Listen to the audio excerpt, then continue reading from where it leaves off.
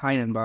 அபியும் நானும் மொழி பயணம் போன்ற மிக சிறந்த படிப்புகளை கொடுத்த நம்மளோட ராதாமோகன் அவர்களுடைய சட்னி சாம்பார் என்ற வெப்சீரிஸ் வந்துட்டு ஹாட் ஸ்டார்ல பார்த்தாங்க. ஊட்டியோட ஃபேமஸான சாம்பார் இருக்கக்கூடிய ஹோட்டல் முதலாளி நவல்கள் ரவி டெட் பெட்ல மகன் கயல் சந்திரன் கிட்ட அதோட கடைசி ஆசையாக சென்னையில அவருக்கு இன்னொரு மகன் இருப்பதாகவும் அவனை கடைசியா ஒரு முறை பார்க்கணும்னு சொல்லிட்டு ஆசைப்பட்டதா வந்துட்டு பெரிய ஒரு குண்டு தூக்கி போடுறாரு.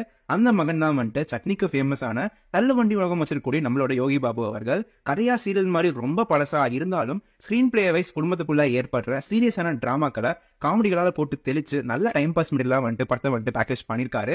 வெரிட்டபிளா போனாலும் சில எக்ஸ்டென்சிவ் விஷயங்களை 10x ஸ்கிப்ப போட்டு பாக்குற ஒரு ஆப்ஷன் ஓடிடி பிளாட்ஃபார்ம்ல இருக்கிறதுனால எங்கேயுமே வந்துட்டு போர் அடிக்கலைங்க. யோகி பாபு, கயல் சந்திரன், வாணி போஜன், நந்தினி, நிதின் சத்யா, குமரவேல், தீபாக்கான எல்லாருமே நல்ல அடிப்பு மூலியமாக நம்மள வந்துட்டு சூப்பராகவே வந்துட்டு ஹோல்ட் பண்ணிடுறாங்க.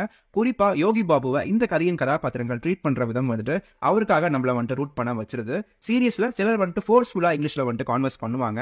எஸ்பெஷலி சார்லி அவர்களோட ரோல் வந்துட்டு ரொம்ப அனாயிங்கா ஸ்பீட் பிரேக்கரா வந்துட்டு இருந்துச்சு. பட் அவருக்கு ஏற்படுற முடிவுட்டும் சில எமோஷனல் அண்ட் லைட்டர் மூமெண்ட்ஸ்ல ராதாமோகன் அவரோட ட்ரேட்மார்க் டச் மூலியமா இந்த சட்னி சாம்பாரோட குறைகளை மறைக்கடிச்சு டாப் நாட்ச் வாங்க வந்துட்டு வச்சிருக்காரு.